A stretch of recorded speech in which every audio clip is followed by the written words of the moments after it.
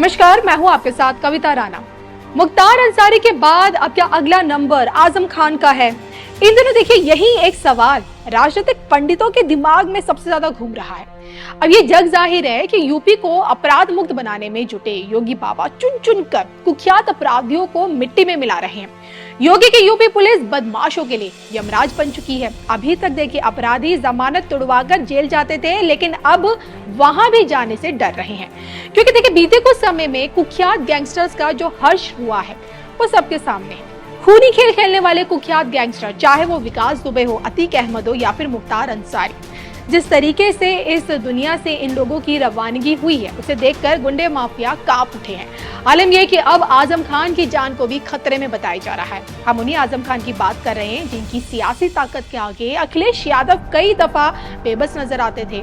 हम उन्हीं आजम खान की बात कर रहे हैं जिनकी भैंस चोरी हो जाने पर यूपी पुलिस के हाथ पांव फूल जाया करते थे। और हम उन्हीं आजम खान की बात कर रहे हैं जो 11 बार रामपुर से जीत का परचम लहरा चुके हैं और आज सलाखों के पीछे हैं। इस वक्त देखिए आजम खान पर 50 से ज्यादा मुकदमे चल रहे हैं। समूचा परिवार कानूनी शिकंजे में फंसा हुआ है और ऊपर से स्वामी प्रसाद मौर्य से लेकर चंद्रशेखर आजाद ने आजम खान की जान को खतरे में बता दिया है। ऐसे में क्या कहती है आजम खान की कुंडली? आने वाला समय आजम खान के लिए राहत भरा रहेगा या फिर उनकी मुश्किलों को और डबल कर देगा? इसको लेकर क्या कहती है कुंडली विशेषज्ञ पंडित विशाल शुक्ला जी की ये ज्योतिष गणना? गौर से देखिए उनके इस वीडियो को। नमस्कार प्रिय दर्शकों, उपस्थित हूं मैं आप सभी के बीच में। आप देख रहे हैं धर्म ज्ञान और मैं हूं आपके साथ विशाल शुक्ला। वर्तमान समय के राजनीतिक गलियारों में कुछ चर्चाएं हो रही हैं। हमने पहले भी इससे पूर्व में भी देखा, विकास दुबे कुख्यात आतंकी जिसको मार दिया गया, उसके बाद अतीक अहमद, उसके बाद मुख्तार अंसारी। वर्तमान समय में जो चर्चा है वो है एक बहुत प्रतिष्ठित राजनीतिक को लेकर के जिसका वर्चस्व रहा है। आप सभी उनके बारे में अवगत हैं। उनका नाम है आजम खान जी और आज हम उन्हीं की जन्म कुंडली लेकर के आपके सामने आए हैं कि इनकी जन्म कुंडली किस तरह की है, किस लग्न की है, किस राशि की है और वर्तमान समय में जो समय चल रहा है वो इनके लिए कैसा है और आगे आने वाला समय इनके लिए कैसा रहेगा। इनके रसूख से हम सभी वाकिफ हैं और ये भी जानते हैं कि एक समय में इनका कितना रुतबा रहा है। समाजवादी पार्टी की सरकार में एक प्रतिष्ठित पद पे रहे हैं और एकदम से इनको जो यूं कह लीजिए कि फर्श से लेके अर्श तक का सफर और फिर अर्श से लेके फर्श तक का सफर जो उन्होंने तय किया है, इसका कारण क्या है, इसकी विवेचना आज हम करेंगे। कम शब्दों में आपको समझाने का प्रयास करेंगे। अगर ऐसा है तो क्यों है और भविष्य इनका कैसा जाने वाला है। चलिए चर्चा प्रारंभ करते हैं। देखिए प्रिय दर्शकों, ये जो कुंडली आपके सामने बन रही है ये तुला लग्न की है। लग्न में ही केतु बैठे हुए हैं। लग्न इनका स्वाति नक्षत्र में है। केतु स्वाति नक्षत्र में, लग्न का मान है 17 डिग्री 54 कला, केतु है 15 डिग्री 25 कला। लग्न है तुला और चंद्रमा बैठे हैं 8 नंबर यानी वृश्चिक राशि में। तो तुला लग्न और वृश्चिक राशि की इनकी कुंडली बनके हमारे सामने आती है। प्रिय दर्शकों, इस कुंडली में आप गज केसरी योग को देख रहे हैं। गुरु और चंद्रमा 12 डिग्री से कम के अंदर में 25 डिग्री 58 कला में गुरु बैठे हैं। 27 डिग्री 21 कला ज्येष्ठा नक्षत्र में दोनों के दोनों ग्रह बैठे हैं। गज केसरी योग सर्वाधिक श्रेष्ठ और महंतम राजयोगों की श्रेणी में प्रथम स्थान प्राप्त करता है गज केसरी योग। चंद्रमा लेकिन यहाँ नीच के हो गए। वृश्चिक राशि में चंद्रमा नीच के संपूर्ण प्रभाव नहीं दे पाए। आइए आपको जन्म काल के पंचांग से अवगत कराते हैं। इनका जन्म जो हुआ है वो शुक्ल पक्ष की 10वीं तिथि का जन्म है और इनकी कुंडली में जो इनका जन्मकालिक नक्षत्र है वो ज्येष्ठा नक्षत्र है। ब्राह्मण वर्ण के हैं और राक्षस गण के हैं। ये हो गया इनका जन्मांक। अब इनकी कुंडली में अगर हम वर्तमान समय में चर्चा करें, कुंडली तुला लग्न की, सर्वाधिक अकारक ग्रह देव गुरु बृहस्पति तीसरे और छठे भाव के स्वामी होकर के कुंडली के 12वें भाव में बैठे हुए चंद्रमा के साथ। चंद्रमा इस कुंडली में देखें चतुर्थ भाव का स्वामी होता है कर्म स्थान का। कर्मेश और पराक्रमेश का संबंध कुंडली के धन भाव से, अथाह धन कमाया। कहीं कोई संशय नहीं। सप्तम भाव में राहु अकेला बैठा है जो कि लग्न में दृष्टि डाल रहा है। लग्न में केतु के अलावा कोई ग्रह नहीं।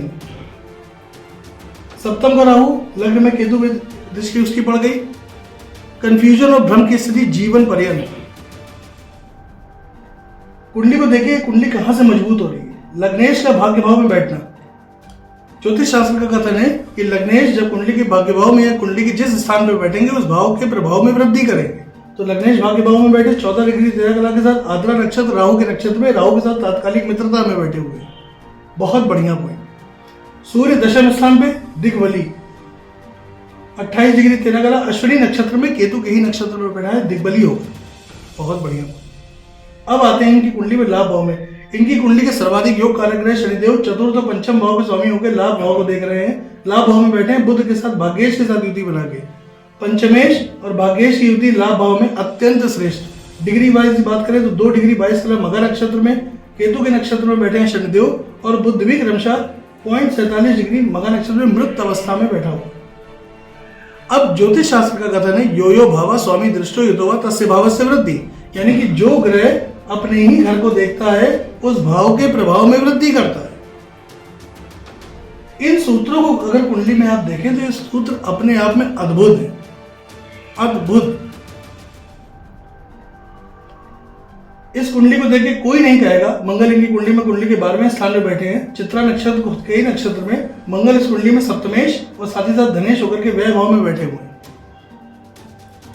अब ये मान के चलिए कि इनकी कुंडली बहुत मजबूत है, इसमें कहीं कोई दो मत नहीं। लेकिन वर्तमान समय में जो इनको महादशा चल रही है वो देव गुरु बृहस्पति की चल रही है, जो इस कुंडली में सर्वाधिक अकारक ग्रह है। सर्वाधिक अकारक ग्रह की दशा कुंडली के दूसरे स्थान पे धन का नाश, जो कि गुरु धन के कारक हैं, धन का नाश हो रहा है। लग्न में शनि की दृष्टि, तुला लग्न, वृश्चिक राशि को वर्तमान समय में शनि की ढैया चल रही है। चंद्र कुंडली जब इनकी बनाएंगे तो चतुर्थ भाव में शनिदेव संचरण करेंगे।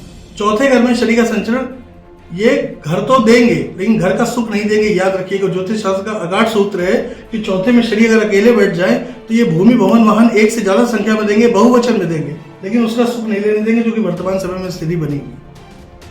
प्रिय दर्शकों, नवमांश में देखें तो इनकी कुंडली में राहु मंगल की युति एक साथ कुंडली के 6ठे भाव में है। 6ठा भाव किस चीज का? रोग, शत्रु, ऋण का। इनको बहुत सावधान और सचेत रहना आने वाले समय में। मैं ये प्रेडिक्शन कर रहा हूं आज इस मंच पे बैठ के कि वर्तमान समय में इनको गुरु की महादशा में शनि का अंतर चल रहा है, जो कि इनको अगस्त 2024 तक चलेगा, और उसके पश्चात गुरु में केतु आने जा रहे हैं 2026 में। वो समय इनके लिए कष्टकारी होगा।